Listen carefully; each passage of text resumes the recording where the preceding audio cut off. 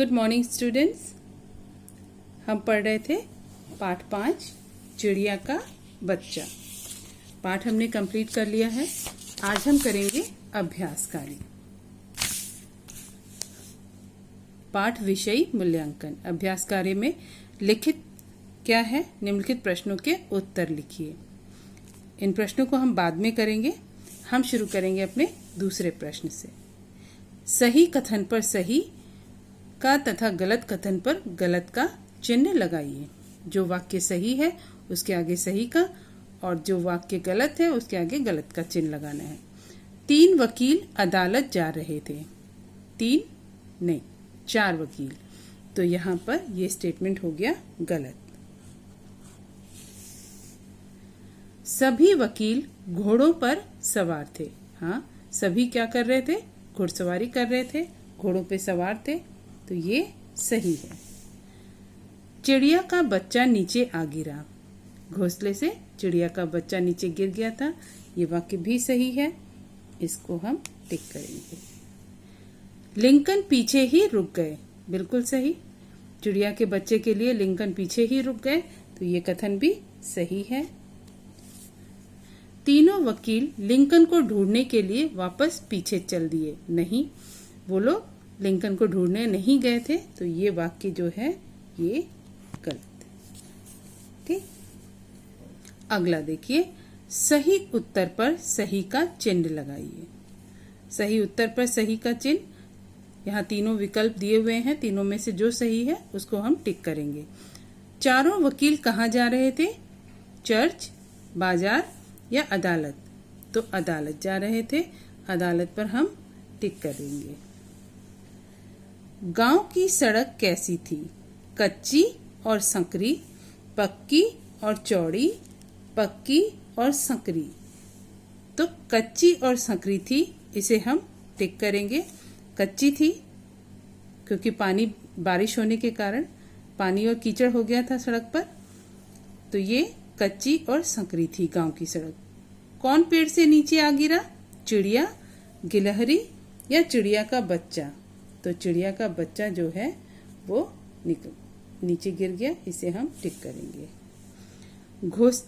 घोंसले में कितने बच्चे थे? घोंसले में 2 बच्चे थे। कितने? 2 और बच्चे थे। तो 2 पे हम टिक करेंगे। अब्राहम लिंकन बाद में क्या बने? प्रधानमंत्री, एडमिरल या राष्ट्रपति? तो वो बने राष्ट्रपति। इसे हम टिक कर देंगे। ठीक, आगे देखिए। भाषा बोध में निम्नलिखित शब्दों का वर्ण विच्छेद कीजिए। सभी वर्णों को अलग अलग करके लिखना है। तो एक एक वर्ण को हम पकड़ेंगे। पहला वर्ण इसमें है मा। म प्लस आ। म में से आ बाहर आ गया तो म आधा मा। न में क्या मिला हुआ है? अ, वो भी बाहर आ गया अ। व में भी अ मिला हुआ है। अ प्लस त प्लस आ। म आ, मा न अ, न व अ, व त आ, ता आ, ता मानवता। आभास आ प्लस आ में कोई भी चीज अलग नहीं होती, स्वर अलग नहीं होते। भा, भ प्लस आ। व्यंजन में स्वर मिला हुआ है, स्वर को बाहर निकालेंगे। भ प्लस आ और स प्लस अ। ठीक, आभास। घोंसला, घ प्लस ओ प्लस अंग। घ में ओ की मात्रा भी है और अंग की मात्रा भी है। ठीक, घो स प्लस अ। ल प्लस आ। घोंसला। निर्वाचित, न नी पहले, न प्लस छोटी ई, छोटी की मात्रा लगी है न पे ना, तो छोटी ई लगाएंगे। अब नी के बाद किसकी ध्वनि आ रही है? आधे र की, निर।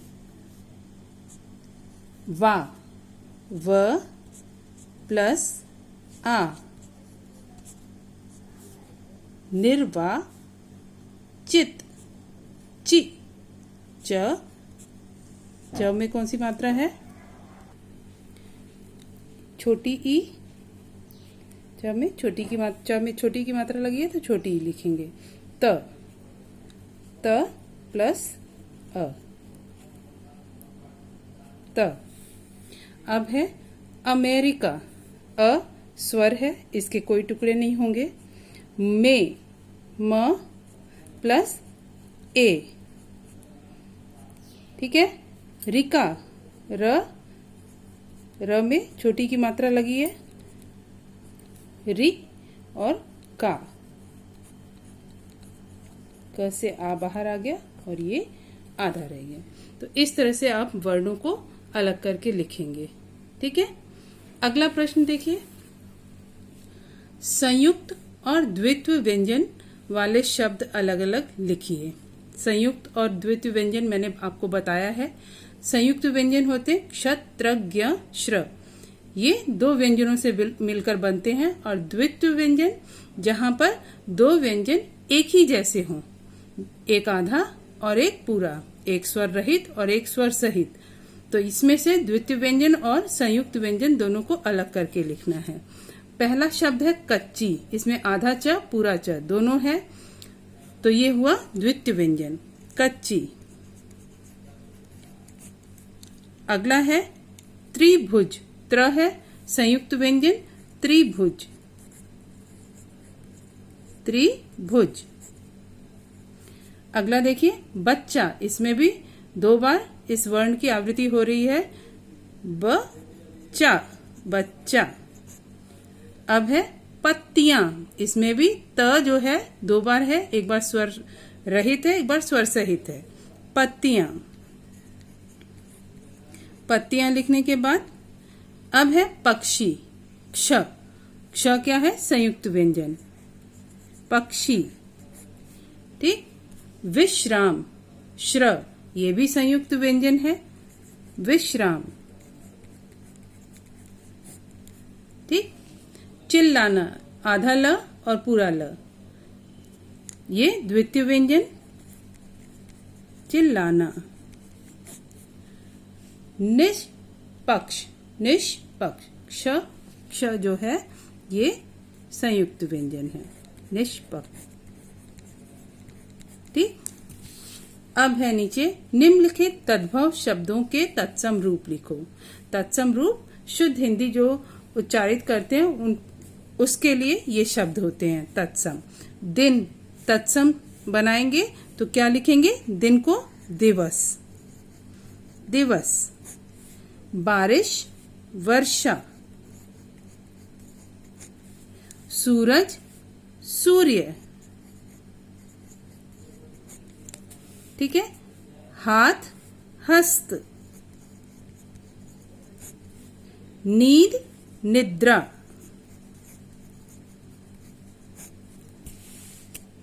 काम, कर्म।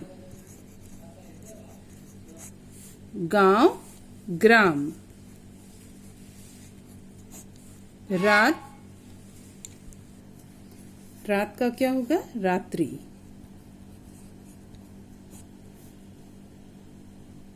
पंछी, पक्षी। घर, गृह, ठीक।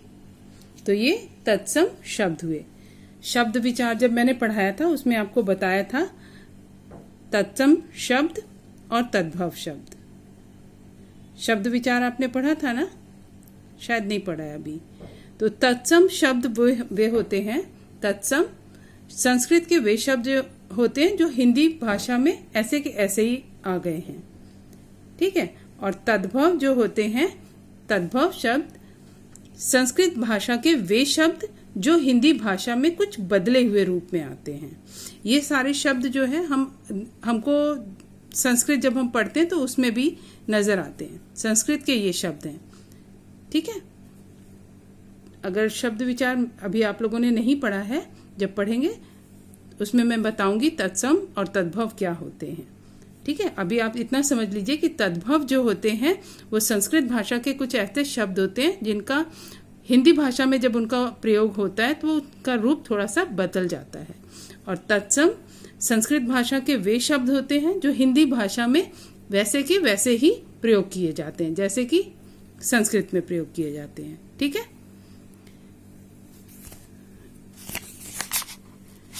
तो ठीक है, अभ्यास यहीं पर समाप्त हुआ। अगली वीडियो में हम पाठ के प्रश्न उत्तर को करेंगे, ठीक है। तब तक जो भी मैंने ये करवाया है सही उच्चारण के साथ पढ़िए और लिखकर याद कीजिए।